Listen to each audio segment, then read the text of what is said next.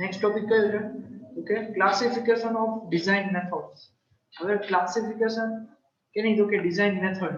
આપણે ડિઝાઇન તો પ્રોવાઈડ કરીએ પણ એની ડિફરન્ટ કાઇન્ડ ઓફ મેથડ્સ હશે. અને મેથડ કેટલી છે? મેઇનલી ટુ મેથડ છે. એક તો ફંક્શન ઓરિએન્ટેડ ડિઝાઇન અને ઓબ્જેક્ટ ઓરિએન્ટેડ ડિઝાઇન. બરાબર? ફંક્શન ઓરિએન્ટેડ એટલે કે આપણે પ્રોસિજર ઓરિએન્ટેડ પણ તમે કહી શકો અને ઓબ્જેક્ટ ઓરિએન્ટેડ પણ કહી શકો. બરાબર?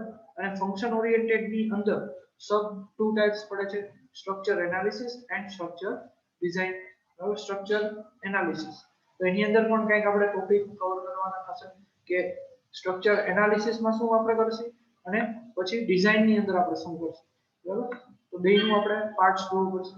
અને ઓબ્જેક્ટ ઓરિએન્ટેડ ડિઝાઇન ની અંદર આપણે શું કવર કરશું. બરાબર? એ પેલા જોઈ લઈએ. એની પેલા આપણે શું ચેક કરવું પડશે? આ પોઈન્ટ જોવા પડશે તો કે ડિઝાઇન મેથોડોલોજી એટલે શું થાય. બરાબર? ડિઝાઇન મેથોડોલોજીનો એકચ્યુઅલમાં યુઝ છે. તો a design methodology can be as simply defined as a set of design procedures. બરાબર? સેટ ઓફ શું છે?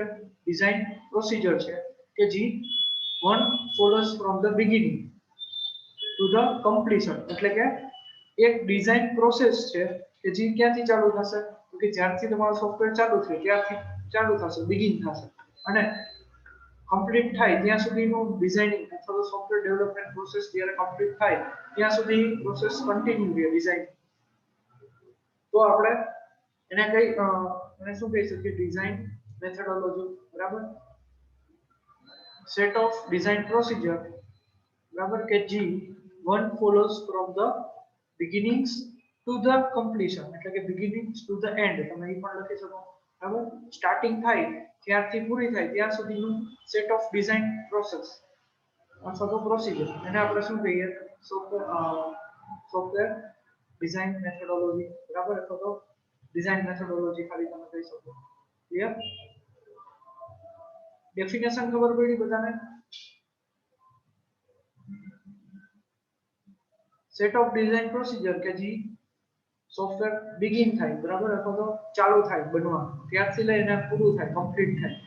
સોફ્ટવેર ડેવલપમેન્ટ લાઈફ સાયકલ એટલે કે સોફ્ટવેર ડેવલપમેન્ટ પ્રોસેસ સ્ટાર્ટ થાય અપ ટુ કમ્પ્લીટ થાય ત્યાં સુધીની ડિઝાઇન પ્રોસિજર જે કંઈ આવશે એ બધી કેની અંદર ફોલ થશે? ડિઝાઇન મેથોડોલોજીની અંદર. ક્લિયર? પછી નેક્સ્ટ પોઈન્ટ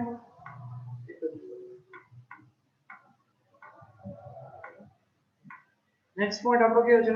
તો કે the nature of the methodology is dependent on the number of factors including the type of the software beginning developed, software has been developed, requirements of the user, qualification of the training and software development team, અને available hardware or software resources.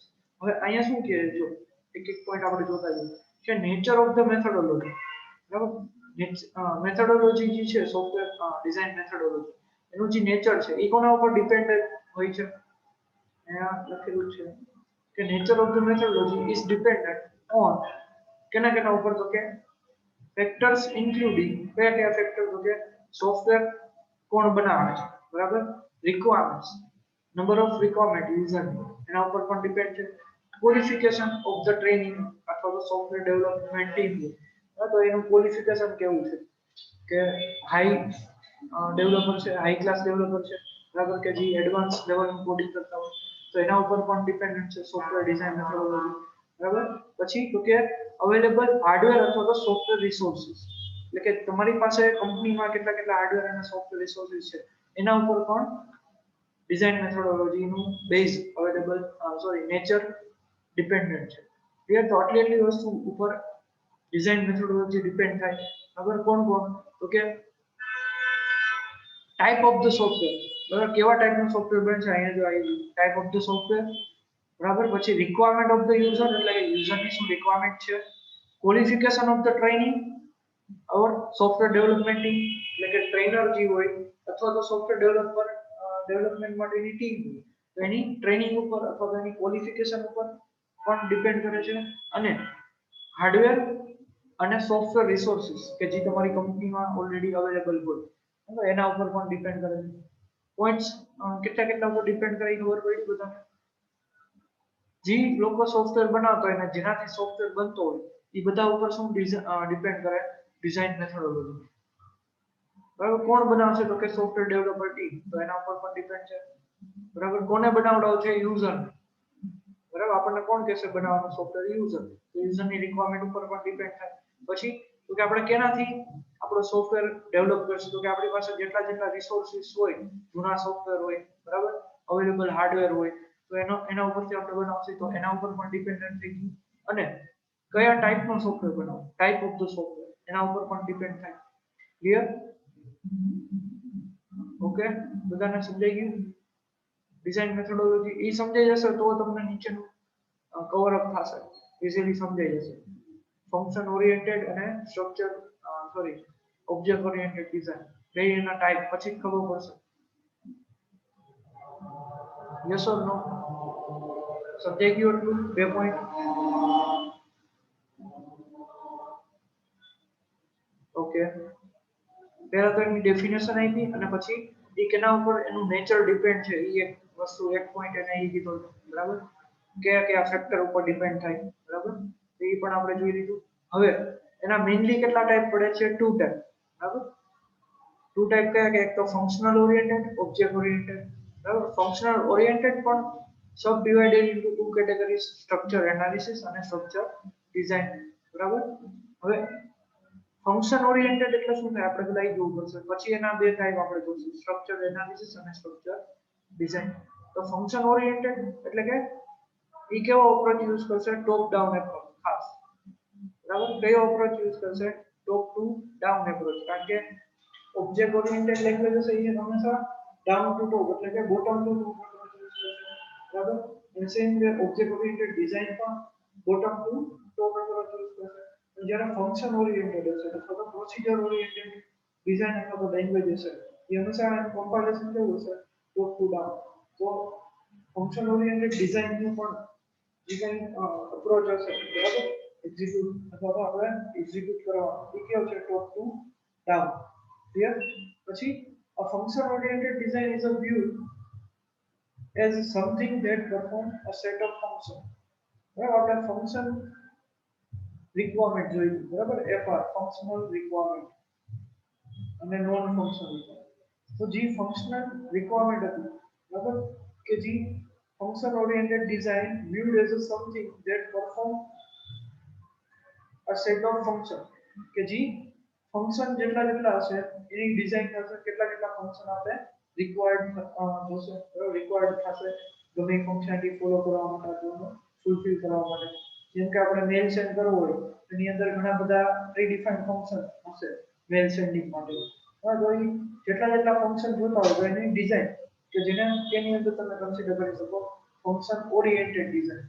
પછી starting at this high level view of the system, each function is successively refined into more divided functions, more detailed functions, or more sub functions. હવે અહીંયા પણ લખ્યું છે sub function એટલે કે starting આપણે કરશું તો આપણને કેવું ફંક્શન મળશે? બહુ હાઈ લેવલ. આપણને યુઝર એમ કહેશે કે મારે આટલી વસ્તુ જોઈએ છે, 100 વસ્તુ જોઈએ છે, તો આપણા માટે કેવું થશે? બહુ હાઈ લેવલ ફંક્શન બનશે, કારણ કે એક સાથે એટલી બધી ફંક્શનાલિટીઝ આપણે આપવી થોડું હાઈ લેવલ ફંક્શનાલિટીઝ કહેવાય એને, બરાબર. તો પછી એને કેવા ડિસ્ટ્રીબ્યુટ કરવાનું? Successively define into the more detailed function, એટલે કે એને નાના ડિટેલમાં ડિવાઇડ કરી નાખવાનું, બરાબર. કે આ યુઝરને ઈમેલ સેન્ડ કરવો છે તો ઈમેલ સેન્ડ કરવા માટે કે XYZ ABC એટલે 3-4 સ્ટેપની જરૂર પડશે. તો 3-4 સ્ટેપ છે, બરાબર, એને શું કહેવાય? આપણે ડિટેલ્ડ ફંક્શનમાં આપણે રિફાઇન કર્યું, બરાબર, એ ફંક્શન એટલે કે આપણે એનું એનાલિસિસ કર્યું અને આપણે શું ગયા એની અંદર સુધી ગયા, મૂળ સુધી ગયા, અને ત્યાંથી આપણે જે મેઇન રિક્વાયરમેન્ટ હતી એ આપણે કલેક્ટ કરી લીધી અને એને કેમાં ડિવાઇડ કરી નાખ્યું? સબ ફંક્શનની અંદર, બરાબર. જેમ કે એડિશન કેલ્સી વાળું એક એક્ઝામ્પલ લઈએ તો અલગ ફંક્શન હશે અને બધા ફંક્શનમાંથી જ્યારે યુઝર પ્લસ ઉપર ક્લિક કરે ત્યારે કયું ફંક્શન ખાલી કોલ થશે? એડિશન વાળું. તો જે સબ ફંક્શન બન્યા હતા, બરાબર, એડિશન મલ્ટીપ્લિકેશન ડિવિઝન, તો એમાંથી પણ ખાલી ઓન્લી વન ફંક્શન કે જે કોલ થશે, સ્પ્લિટ ઇન્ટુ મોર ડિટેલ્ડ સબ ફંક્શન. અને જે સબ ફંક્શન બન્યા એમાંથી પણ હજી સબ ફંક્શન તમે બનાવી શકો, બરાબર કે સોલ્યુશન ને સાવ બોટમ સુધી લઈ આવવા માટે બરાબર સાવ છેલ્લે સુધી લઈ આવવા માટે બરાબર જેમ કે એડિશન હોય તો એડિશન ની અંદર પણ 2 નંબરનું થાય 3 નંબરનું થાય 4 નંબરનું થાય તો કેટલા નંબરનું એડિશન કરવું એવું એક ફંક્શન બનાવો બરાબર કે એમાં તમે એન્ટર કરાવો કે how many number of addition you want બરાબર તો અહીંયા 5 નાખે તો 5 નંબર એની પાસે માંગે તો different kind of sub function એક મેઇન હાઈ લેવલ ફંક્શન હોય એમાંથી સબ ફંક્શન બનાવવાના અને એમાંથી પણ તમારી પાસે એક્સ્ટ્રા હજી સબ ફંક્શન બનતા હોય તો એમાંથી હજી એક્સ્ટ્રા ડિટેલ સબ ફંક્શન બનાવતા જવાના જેથી શું થાય ફંક્શન ઓરિએન્ટેડ ડિઝાઇન આખી રેડી થશે બરાબર એક કાઇન્ડ ઓફ ટ્રી કે પેલા આ છે એની અંદર આ છે એની અંદર આ છે એની અંદર આ છે છેલ્લે શું આવશે લીફ નોડ એટલે કે સૌથી છેલ્લે પાંદડા આવશે બરાબર તો થર્ડ હોય થર્ડ એટલે કે આપણો મેઇન પ્રોબ્લેમ છે જી આપણું મેઇન નો થર્ડ હોય મેઇન તો એ મેઇન પ્રોબ્લેમ છે મેઇન પ્રોબ્લેમ પછી ઉપર જતા બે ડાળીમાં સ્પ્લિટ થાય એ બે ડાળી પછી બીજી 3-4 ડાળીમાં સ્પ્લિટ થાય એમાંથી બીજી 3-4 ડાળી અને છેલ્લે લીફ આવશે તો જે લીફ છે એ તમારું શું થયું પ્રોપર સિંગલ સોલ્યુશન એક એક ફંક્શનાલિટીઝ છે બરાબર તો same way function oriented design એને કહેવાય કે જેમાં ટ્રી એપ્રોચ આવતો હોય બરાબર it can be further divided into two categories બરાબર એ પણ કેટલી કેટેગરીમાં ડિવાઇડ થાય છે ફંક્શન ઓરિએન્ટેડ ડિઝાઇન બે કેટેગરીમાં કઈ કઈ તો કે સિસ્ટમ અથવા તો સ્ટ્રક્ચર એનાલિસિસ અને સ્ટ્રક્ચર ડિઝાઇન બે પોઈન્ટ છે એમાં બરાબર સ્ટ્રક્ચર એનાલિસિસ એનાલિસિસ નો મતલબ શું થાય કે આપણે કઈ રિસર્ચ કરતા એનાલાઇઝ કરતા it is used to transform the textual problem into the graphical form બરાબર એટલે કે કંઈ પણ આપણે પ્રોબ્લેમ હોય બરાબર આપણે કંઈ બુકમાં નોટ કર્યો હોય આ પ્રોબ્લેમ થાય છે એને કેવા રિપ્રેઝન્ટ કરવાનો ગ્રાફિકલ એટલે કે કંઈક એને ડિઝાઇન પિક્ચર બનાવવાનું ગ્રાફ બનાવવાનો અથવા તો એક ડાયાગ્રામ બનાવવાનો કે જેમાં તમે પ્રોબ્લેમને રિપ્રેઝન્ટ કરી શકો બરાબર પછી એને શું કહેવાય એનાલિસિસ કર્યું છે સ્ટ્રક્ચર્ડ એનાલિસિસ બરાબર હવે બીજો પોઈન્ટ શું કહે છે કે it is examines the detail structure of the system હવે અહીંયા શું કહે છે એક્ઝામાઇન્સ એટલે કે જોવે છે બરાબર એનાલાઇઝ કરે છે એક્ઝામાઇન્સ એટલે કે એક અનુસરણ કંઈક એક્ઝામિન કરવું ચેક કરવું બરાબર it checks the detailed structure of the system શું ચેક કરે છે આખે આખું સ્ટ્રક્ચરનું ડિટેલ સિસ્ટમનું ડિટેલ સ્ટ્રક્ચર ચેક કરશે અહીંયા બરાબર પછી he defines the process and the data flow among these processes એટલે કે જેટલી પ્રોસેસ આવતી હોય એક પ્રોસેસ છે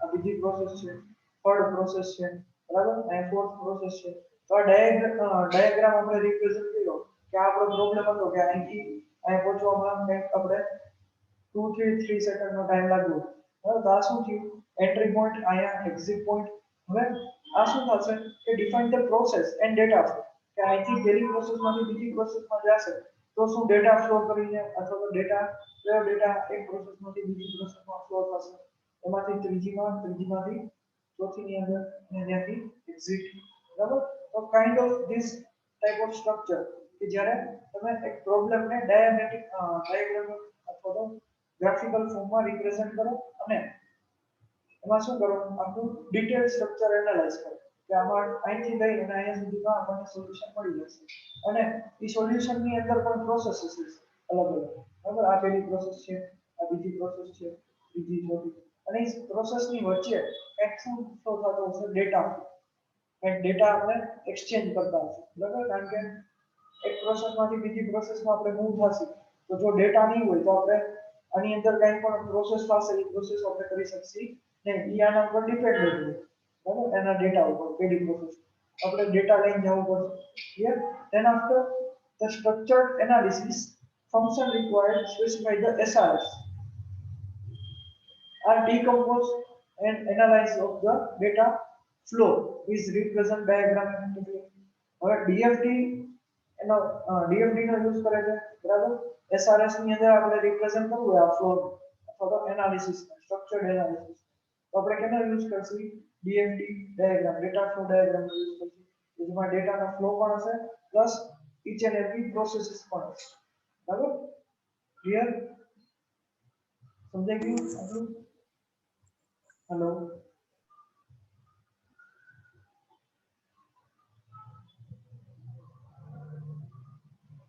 यस और नो टाइप करो तो वो बड़ा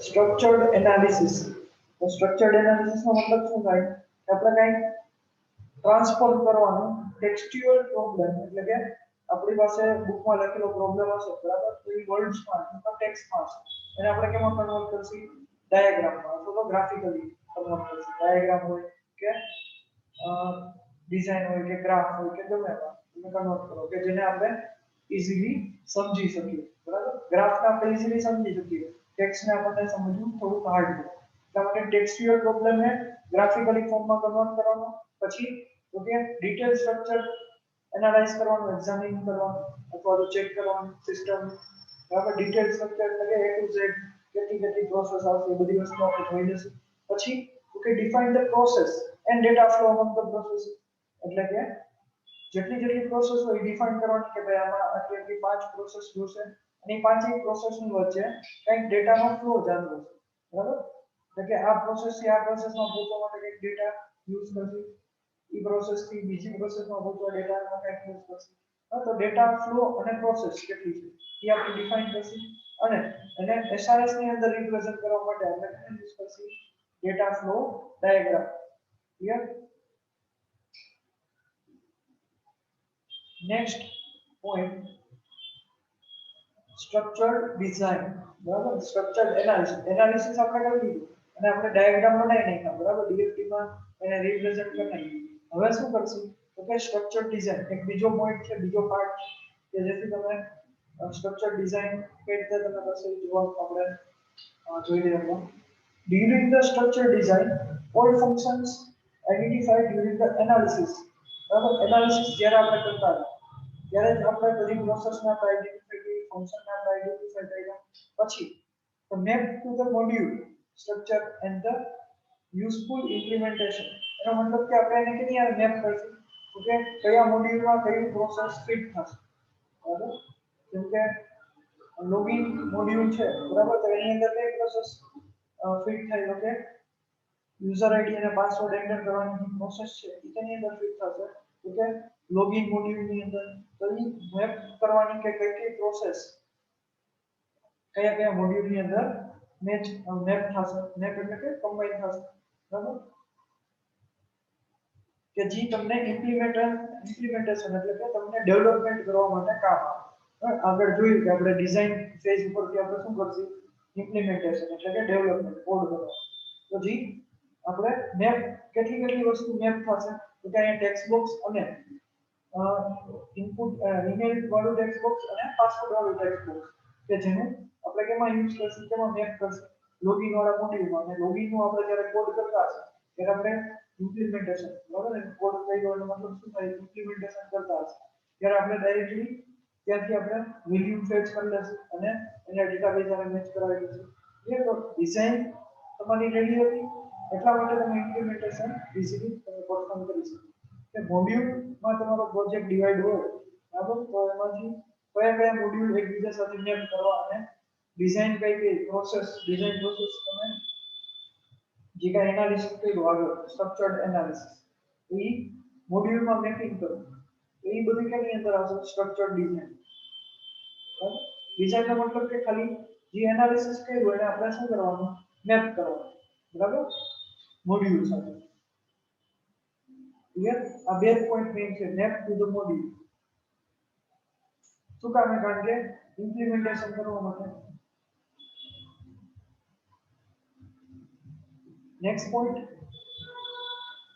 main aim the aim of the structure design is to transform the result to the structured analysis નું result છે એને ટ્રાન્સફોર્મ કરવાનું કેમાં DFD ની અંદર બરાબર into the structured chart DFD તમને જે આપ્યો બરાબર DFD આપણી પાસે ક્યાં બન્યો હતો structured analysis પેજમાં ઉપર એને આપણે કેમાં બદલાવવાનો અથવા તો એને કેમાં રિપ્રેઝન્ટ કરવાનો ચાર્ટમાં નો ચાર્ટ એટલે કે જે નોર્મલ યુઝર હશે એ પણ ઇઝીલી રીડ કરી શકે તો એ ચાર્ટ ની અંદર તમે રિપ્રેઝન્ટ કરો બરાબર અને structured chart is a tree like a diagram બરાબર સ્ટ્રક્ચર્ડ ચાર્ટ નો મતલબ કે જે આની પેલા કીધું કે ફંક્શન ઓરિએન્ટેડ ડિઝાઇન છે એ કેવું છે કાઇન્ડ ઓફ ટ્રી સ્ટ્રક્ચર છે કે જેની અંદર થર્ડ છે મેઇન પ્રોબ્લેમ છે ની અંદર પ્રોબ્લેમ ના ડિસ્ટ્રીબ્યુટ થતો હોય અને છેલ્લે પાર્લા આવી જશે એટલે કે ડીપ નોડ આવી જશે તો સેમ વે અહીં જો અહીં જ વસ્તુ કીધી કે લાઈક અ ટ્રી ડાયાગ્રામ હવે એક ટ્રી ડાયાગ્રામ વ્યૂ થશે કે જેને તમે ચાર્ટમાં રિપ્રેઝન્ટ કરો એક રૂટ નોડ હશે બરાબર એની અંદર પાછા બે નોડ ડિવાઈડ થતા હોય એની અંદર વળી પાછા બે નોડ ડિવાઈડ થતા હોય બરાબર આ રીતનું તો આપણો આ મેઇન પ્રોબ્લેમ છે બરાબર એને સબ પ્રોસેસમાં ડિવાઈડ કરો અને સબ ટુ સબ ફંક્શનમાં ડિવાઈડ કર્યું કે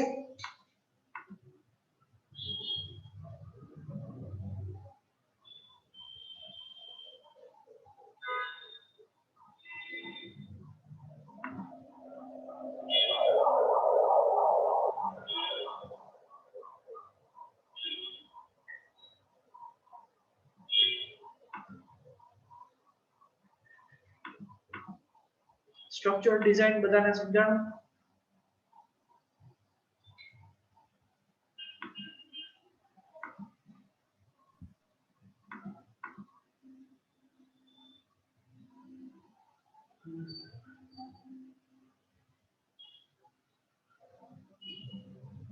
યસ અગ્રાવત છે અને ડાઉટ છે કઈ તો પૂછી શકે ન સમજાતું હોય તો પૂછી દો યસ હેલો યસ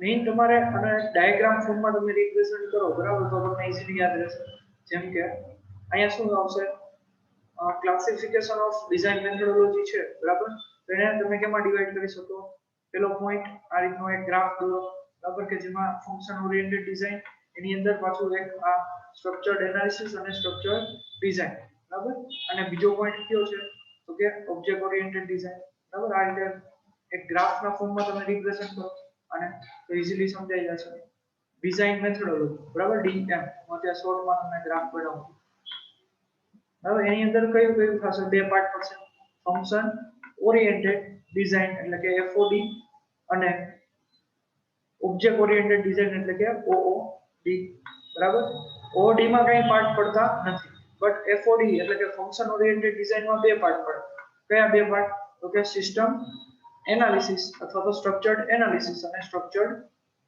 ડિઝાઇન અથવા તો સિસ્ટમ ડિઝાઇન બરાબર આ બે પાર્ટ પડે છે ક્લિયર અને FOD એટલે કે ફંક્શન ઓરિએન્ટેડ ડિઝાઇન આપણે જોયું 3 પોઈન્ટ છે હાઈ લેવલ ફંક્શન ને નાના નાના સ્મોલ ફંક્શન માં ડિવાઈડ કરવાના અને સ્મોલ ફંક્શન માં ડિવાઈડ થાય અને હજી પણ તમે એને અગેન સ્મોલ ફંક્શન માં ડિવાઈડ કરી શકતા હોય તો ક્યાં સુધી કરવાના જ્યાં સુધી તમને નાનામાં નાનું પ્રોબ્લેમ અથવા તો નાનામાં નાનું ફોલ્ટ મળી જાય અને એનું સોલ્યુશન ન મળી જાય ત્યાં સુધી તો એ FOD છે બરાબર એક kind of tree type structure પછી એની અંદર સિસ્ટમ એનાલિસિસ અને સિસ્ટમ ડિઝાઇન અથવા તો સ્ટ્રક્ચર્ડ એનાલિસિસ અને સ્ટ્રક્ચર્ડ ડિઝાઇન તો જેની અંદર એનાલિસિસ કરવું હોય તો એનાલિસિસ એટલે કે આપણે એને શું કરશી એક્ઝામિન કરશે આપણે જોશી કે એનાલાઇઝ કરશે બરાબર કે જેને ટેક્સ્ચ્યુઅલ ફોર્મ હશે એમાંથી આપણે કેમાં કન્વર્ટ કરશી ડાયાગ્રામેટિકલી ફોર્મમાં બરાબર અથવા તો ફિગરના ફોર્મમાં ડિઝાઇનના ફોર્મમાં કે જેથી ઈઝીલી અન્ડરસ્ટેન્ડ થઈ જાય બરાબર તો એ જ વસ્તુ છે આની અંદર સાવ ઈઝી જ છે બહુ કન્ફ્યુઝ ન થાવ એને ઈઝીમાં સમજો બરાબર આની અંદર થિયરી ટોપિક છે મારે બોલ તો કરવું જ પડશે બરાબર બોલ કોઈલા પર કઈ ભેગું નહીં થાય કારણ કે થિયરી છે એઝ આની અંદર કાંઈ પણ જાતના ડાયાગ્રામ પણ નથી બરાબર સેકન્ડ ચેપ્ટરમાં પહેલા ચેપ્ટરમાં ડાયાગ્રામ હતા એટલે તમને સમજવું થોડું ઈઝી પડે બટ આની અંદર કાંઈ ડાયાગ્રામ નથી એટલે ખાસ તમને એઝ અ ડાયાગ્રામ તમે પોતાની રીતે આનો બનાવી શકો જેમ કે મેં અહીંયા ડ્રો કર્યો છે બરાબર એઝ અ ફ્લો ચાર્ટ બરાબર કાઇન્ડ ઓફ ધેટ તો તમે ઈઝીલી પોતાની રીતે તમે બુકમાં ડ્રો કરશો તો સમજવું ઈઝી પડશે બરાબર યાદ રાખવું ઈઝી પડશે પછી આ જે અંદરના પોઈન્ટ છે એ તો ફરજિયાત તમારે વાંચવા જ પડશે બરાબર કન્સેપ્ટ ખબર હોવી જોઈએ કે ખાલી એના હાઈ લેવલ ફંક્શનને કેમાં ડિવાઈડ કરે નાના નાના પાર્ટ્સમાં સબ ફંક્શનમાં એનાથી મોર ડિટેલ સબ ફંક્શનમાં બરાબર તો આ એનો ખાલી બે થી ત્રણ મેઇન પોઈન્ટ છે બરાબર અને અહીં જ લખ્યું છે કે it can be further divided into two categories, બરાબર, કે બે પાર્ટમાં પડે છે, સ્ટ્રક્ચર્ડ એનાલિસિસ અને સ્ટ્રક્ચર્ડ ડિઝાઇન. હવે એનાલિસિસ એટલે ટેક્સ્ટમાંથી કેમાં કન્વર્ટ કરી, ડાયાગ્રામમાં અથવા તો ગ્રાફિકલ ફોર્મમાં. ક્લિયર? સિમ્પલ જ છે, ખાલી 2 થી 3 પોઈન્ટ તમે સમજો. ગોખવું નથી આપણે શું કરવાનું છે, સમજવાનું કે એનાલાઇઝ એટલે શું કરવું, તો કે ટેક્સ્ટમાંથી આપણે ગ્રાફમાં કન્વર્ટ કરીએ. બસ એક પોઈન્ટ તમને આવડશે તો અંદરનું બધું તમને વાંચશો એટલે સમજાઈ જશે, બરાબર. પછી એના રિલેટેડ જ વાર્તા કહી દીધી. ક્લિયર? કન્સેપ્ટ સમજો, કન્સેપ્ટ નહીં સમજો તો આખો ટોપિક તમને એવું લાગશે કે ગોખવો જ પડશે, બરાબર, આખું એફર્સ્ટલી ગોખવામાં જ વહી જશે. પણ જો કન્સેપ્ટ ખબર પડી જશે તો તમને ગમે ક્વેશ્ચન પૂછાશે તમે તમારી રીતે આરામથી માર્ક્સ કવર કરી શકશો, પોઈન્ટ લખી શકશો એના રિલેટેડ, બરાબર.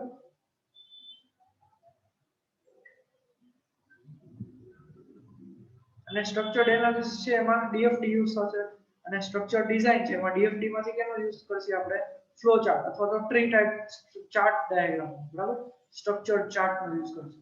અહીંયા પોઈન્ટ એને જો મેન્શન કરેલો છે કે ડીએફડી છે જે આપણે સ્ટ્રક્ચર્ડ એનાલિસિસ ફેઝમાં બન્યું, બરાબર, એને ઇન્ટુ કેમાં કન્વર્ટ કરશે આપણે, સ્ટ્રક્ચર્ડ ચાર્ટ, કે જે કેના જેવું દેખાશે, tree type, like a tree, બરાબર, ટ્રી ડાયાગ્રામ જેવું દેખાશે, બરાબર. નોડ્સ બાય નોડ્સ પેરેન્ટ અને ચાઇલ્ડ નોડ હશે, બરાબર, સેમ વે એ રીતે ટ્રી ટાઈપનું સ્ટ્રક્ચર જોવા મળશે. હવે ઓબ્જેક્ટ ઓરિએન્ટેડ ડિઝાઇન આપણે કાલે કરશું કારણ કે 4 મિનિટ જ છે એટલે આપણું સમજાશે નહીં એટલું બધું, કારણ કે મોટું છે, પોઈન્ટ વાઇઝ મારે તમને સમજાવવું પડશે.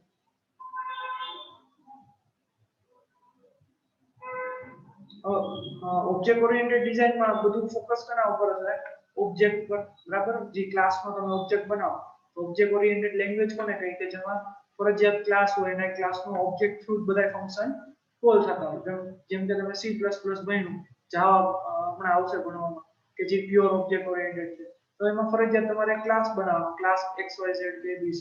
હવે એની અંદર તમે 2 થી 3 ફંક્શન બનાવ્યો અને ફંક્શનને તમારે કોલ કરો તો પેલા ક્લાસનો શું બનાવવો પડે, object ABCA equal to new કરીને તમે ઓબ્જેક્ટ બનાવતા યાદ હોય, બરાબર.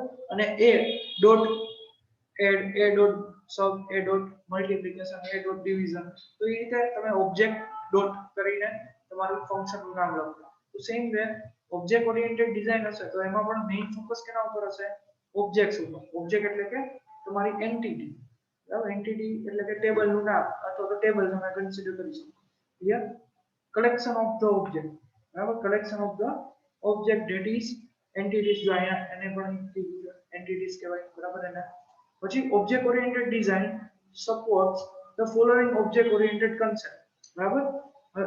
ઓબ્જેક્ટ ઓરિએન્ટેડ ડિઝાઇન કરીએ છીએ આપણે, ઓબ્જેક્ટ ઓરિએન્ટેડ ના કન્સેપ્ટ કયા કયા હતા, સી લેંગ્વેજમાં તમે ક્યાં ભણ્યા, C++ માં, તો કે ડેટા એબ્સ્ટ્રેક્શન યાદ છે બધાને, એબ્સ્ટ્રેક્શન, પોલિમોર્ફિઝમ, ઇન્ફોર્મેશન હાઇડિંગ, એટલે કે એબ્સ્ટ્રેક્શન જ છે. એબ્સ્ટ્રેક્શન નો મતલબ શું થાય, ઇન્ફોર્મેશન હાઇડિંગ થાય. પછી ફંક્શનલ ઇન્ડિપેન્ડન્સી, બરાબર, એકબીજા સાથે ઇન્ડિપેન્ડન્ટ હોય. મોડ્યુલારિટી એટલે કે આપણે એક મેઇન પ્રોબ્લેમને સબ પ્રોબ્લેમમાં ડિવાઇડ કરી શકીએ, મોડ્યુલ વાઇઝ રન કરી શકીએ. ઇનહેરિટન્સ એટલે કે મેઇન પેરેન્ટ ક્લાસ અને ચાઇલ્ડ ક્લાસ રિલેશનશિપ આપી શકીએ, બરાબર. તો એ જ વસ્તુ એને અહીંયા લખી કે ઓબ્જેક્ટ ઓરિએન્ટેડ ડિઝાઇન ની અંદર ઓબ્જેક્ટ ઓરિએન્ટેડ કન્સેપ્ટનો ફોલો થશે. ઓબ્જેક્ટ ઓરિએન્ટેડ ના બધા કન્સેપ્ટ કયા કયા કન્સેપ્ટ, તો કે એબ્સ્ટ્રેક્શન એટલે કે ડેટા હાઇડિંગ એટલે કે ઇન્ફોર્મેશન હાઇડિંગ, બરાબર. પછી ફંક્શનલ ઇન્ડિપેન્ડન્સી અને મોડ્યુલારિટી. પછી આની અંદર હજી પણ તમે 1 થી 2 પોઈન્ટ લખી શકો કયા કયા, ઇનહેરિટન્સ છે, બરાબર. પછી મેસેજ પાસિંગ છે, બરાબર, ડાયનેમિક બાઇન્ડિંગ છે. તો એ બધા પોઈન્ટ્સ તમે આની અંદર લખી શકો. ક્લિયર? કે જે તમને C++ માં તમે પહેલો જ ક્વેશ્ચન ભણ્યા છે. પછી તો કે design is the initial step. Design કેવું છે, ઇનિશિયલ સ્ટેપ એટલે કે શરૂઆતનું સ્ટેપ છે કે જે મૂવિંગ ટુ ધ ફોરવર્ડ અથવા તો toward to the program domain, બરાબર. હવે પ્રોગ્રામ ડોમેન એટલે કે તમારો પ્રોબ્લેમ છે તમારી પાસે, એને ડિઝાઇનમાં તમે રિપ્રેઝન્ટ કર્યું અને ડિઝાઇનની અંદરથી તમને શું મળશે, સોલ્યુશન ડોમેન તમને મળશે. એનો મતલબ કે ડિઝાઇન એક પેલું પગલું છે અથવા તો પેલું સ્ટેપ છે, ઇનિશિયલ સ્ટેપ, કે જે શું કરશે, પ્રોબ્લેમ ડોમેનમાંથી તમને સોલ્યુશન ડોમેનમાં લઈ જશે. બરાબર. પ્રોબ્લેમ ડોમેન એટલે કે કંઈ પણ જાતનો પ્રોબ્લેમ છે એડિશન કરવું છે એક પ્રોબ્લેમ તો એનું સોલ્યુશન ડોમેઇન એટલે કે આપણે બે વેરિયેબલ લેશે બેનું એડિશન કરશે અને ત્રીજા વેરિયેબલનું પ્રિન્ટ કરશે તો એ શું થયું સોલ્યુશન ડોમેઇન તો પ્રોબ્લેમ ડોમેઇન માંથી તમને કેમાં મૂવ કરે ડિઝાઇન સોલ્યુશન ડોમેઇન એનું પહેલું સ્ટેપ છે ડિઝાઇન બરાબર a detailed design include the specified all classes with the attributes હવે ડિટેલ ડિઝાઇન હશે તો એની અંદર ક્લાસ અને એટ્રીબ્યુટ બધી વસ્તુ મેન્શન કરેલી હશે બરાબર હવે આપણે આગળ કાલે જોશું હવે 1 મિનિટ લેક્ચર એન્ડ કરીએ ત્યારે